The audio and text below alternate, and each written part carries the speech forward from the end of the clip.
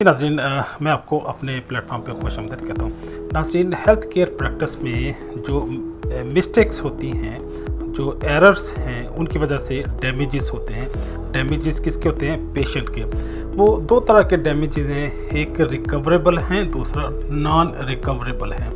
ऐसे डैमेजेस जो रिकवरेबल हैं वो तो रिकवर किए जा सकते हैं, लेकिन कुछ ऐसे डैमेजेस हैं वो रिकवर नहीं हो सकते। वो चाहे किसी पेशेंट की जान हो, उसकी कॉम्पिटेंसी हो, उसके रिसोर्सेज हों, वो रिकवर नहीं हो सकते।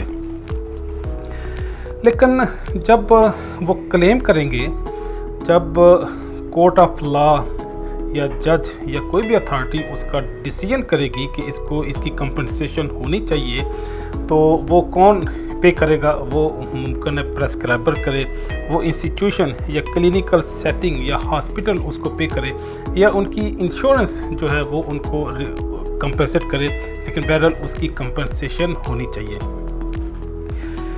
जो लॉस हैं, जो डैमेजेस हैं, वो कौन से हैं? वो किसी पेशेंट की, उसकी एक तो उसकी ज़िंदगी है, दूसरी उसकी जो कॉम्पिटेंसी है, कॉम्पिटेंसी मीन जो उसके स्किल्स हैं, उसकी प्रोफेशनल एक्सपर्टीज़ हैं, वो भी अगर हर्ट होती हैं, उसके इमोशन, उसके पैशन अगर हर्ट होते हैं, तो उनकी भी कंपनसेशन होनी चाहिए।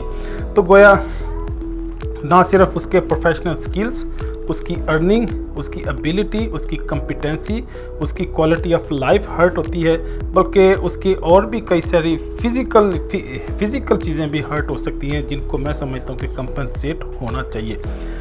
तो ये जो दो कैटेगरीज हैं, इनमें से एक रिकवरेबल हैं, दूसरी नॉन रिकवरेबल हैं। तो आज मैं आपसे सिर्फ ऐसे लॉस का, ऐसे डैमेजेस का आपसे ज़िक्र करूंगा कि जो रिकवरेबल हैं, जिनको रिकवर करना चाहिए, जिसकी कंपनसेशन पेशेंट को मिलनी चाहिए।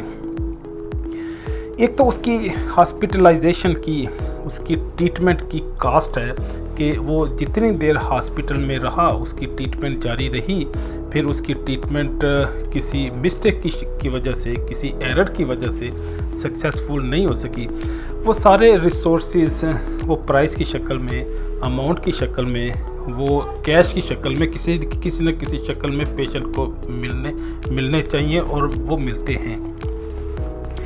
दूसरा जो रिकवरेबल जो एसेट्स हैं या रिकवरेबल उसके जो डैमेजेस हैं, वो ये है कि अगर उसके किसी डैमेज की फ्यूचर में ट्रीटमेंट चाहिए, वो चाहे उसकी साइकोथेरेपी हो, चाहे उसकी मेडिकेशन इन्वॉल्व हो, चाहे उसकी सर्जरी इन्वॉल्व हो, फ्यूचर के में उस ट्रीटमेंट मिस्टेक या मेडिकेशन एरर की वजह से अगर कोई रिकवरेबल उनका कंपनसेशन के हवाले से कुछ ट्रीटमेंट चाहिए, तो उसको भी वो बियर करेंगे।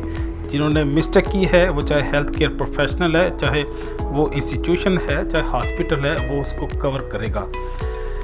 तीसरा, जो उसकी डिसेबिलिटी है, जो उसकी इनकम हर्ट हुई है, जो उसकी एम्प्लॉयमेंट हर्ट हुई है, जो उसकी अर्निंग हर्ट हुई है, उस डिसेबिलिटी को भी जो विक्टिम है, विक्टिम की एबिलिटी को, कॉम्पिटेंसी को भी वो हेल्थ केयर प्रोफेशनल या इंस्टीट्यूशन कवर करेगा, उसको पे करेगा। फिर उसकी जो कैपेसिटी थी उसका, क्योंकि डैमेज हुआ है, वो चाहे इमोशनल हो, चाहे फिज़िकल हो, मेटाफिज़िकल हो, उस डैमेज की वजह से उसकी अगर एम्प्लॉयमेंट हर्ट हुई है, उसकी कैपेबिलिटी हर्ट हुई है, उसकी कैपेबिलिटी ऑफ अर्निंग को भी वो हेल्थ केयर प्रोफेशनल या इंस्टीट्यूशन कवर करेगा। जो छठा फैक्टर है वो उसका इमोशनल है, इमोशनल डिस्ट्रेस है, जो उसकी ट्रीटमेंट में जो मिस्टेक हुई है, या रॉन्ग मेडिकेशन उसकी हुई है, या रॉन्ग ट्रीटमेंट और प्रेस्क्रिप्शन एरर हुआ है, उसकी वजह से जो उसका डैमेज हुआ है, और उसको इमोशनली अगर वो हर्ट हुआ है, वो चाहे पोस्ट ट्रॉमेटिक स्ट्रेस डिसऑर्डर हो, वो चाहे ऑब्सेसिव कंपल्सिव डिसऑर्डर है, चाहे डिप्रेसिव डिसऑर्डर है, एंग्जाइटी है, फोबिया है, इंसोम्निया है, ये सारी जो डिजीज़ हैं, जो मिस हैंडलिंग की वजह से, मिसमैनेजमेंट की वजह से, या रॉन्ग मेडिकेशन की वजह से हुई हैं तो उसको भी जो प्रेस्क्राइबर है, इंस्टीट्यूशन है या वो हॉस्पिटल है वो कवर करेगा। जो 7th वन है, जो आखिरी है, वो पेन एंड सफरिंग है।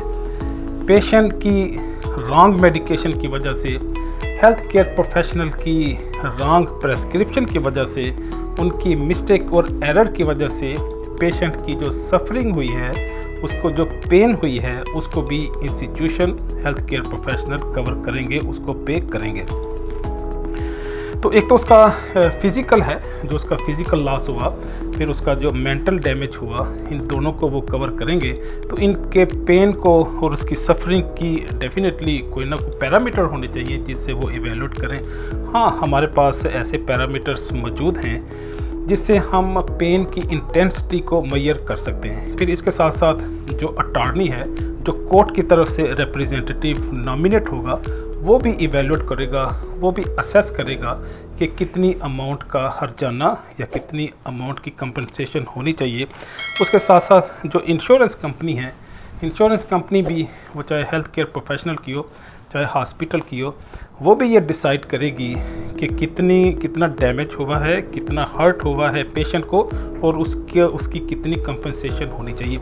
गोया ये 7 different type of the recoverable damages हैं जो रिकवर हो सकते हैं, जो पेशेंट को रिकवर करने चाहिए।